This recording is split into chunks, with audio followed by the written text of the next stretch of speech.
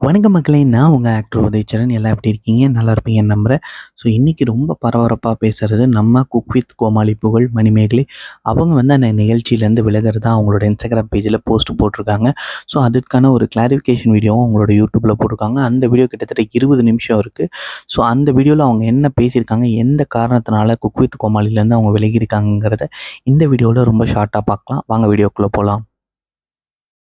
அந்த வீடியோல அவங்க என்ன சொல்ல வராங்க அப்படின்னா, 2010ல ஆரம்பிச்ச அவங்களோட கெரியர் இப்போ வரைக்கும் ரொம்ப சக்ஸஸ்ஃபுல்லா இருக்கிறதுக்கு காரணம் அவங்களோட கடின உழைப்பு, 100% ரொம்ப நேர்மையாவும், ரொம்ப அர்ப்பணிப்போட அவங்களோட எல்லா முயற்சிகளையும் குடுத்துருக்கேன். அதனால நான் இந்த இடத்துக்கு வந்திருக்கேன்.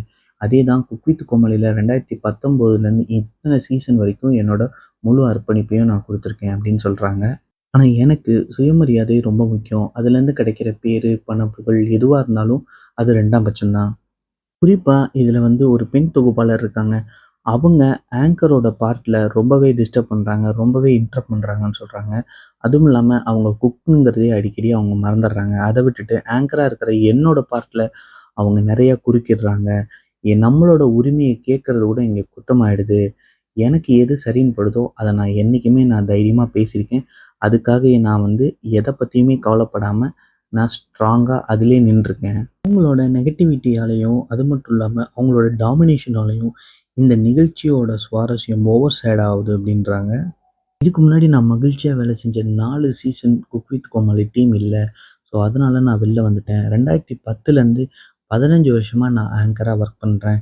இதுல நெறைய ஏற்ற இறக்கங்கள்லாம் இருக்கு. ஆனா எங்கேயுமே இந்த மாரி ஒரு மெச்சூர்டே இல்லாத ஒரு பிஹேவியர நான் பார்த்ததே இல்ல அப்படின்றாங்க.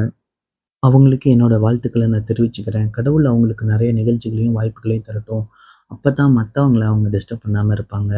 ஸோ வந்து என்னோட ஒரே ஒரு சிம்பிள் என்ன அப்டின்னா, வாழு வாழ விடு. அதுதான். மக்களே எனக்கு பிடிச்ச இந்த குக் வித் கோமாளில இருக்கிற நினைவுகள நான் ரொம்ப சேமிச்சு வச்சிருக்கேன்.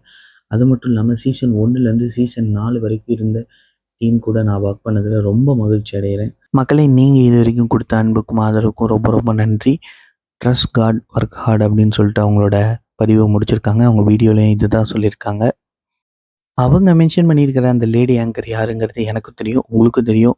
நீங்க அந்த லேடி ஆங்கர பத்தியும், அவங்களோட பிஹேவியர பத்தியும், இல்ல இந்த நிகழ்வ பத்தியும் நீங்க என்ன நினைக்கிறீங்கங்கிறத கமெண்ட் பாக்ஸ்ல சொல்லுங்க. இதே மாரி இன்னொரு இன்ட்ரஸ்டிங்கான வீடியோல சந்திக்கலாம். பாய்.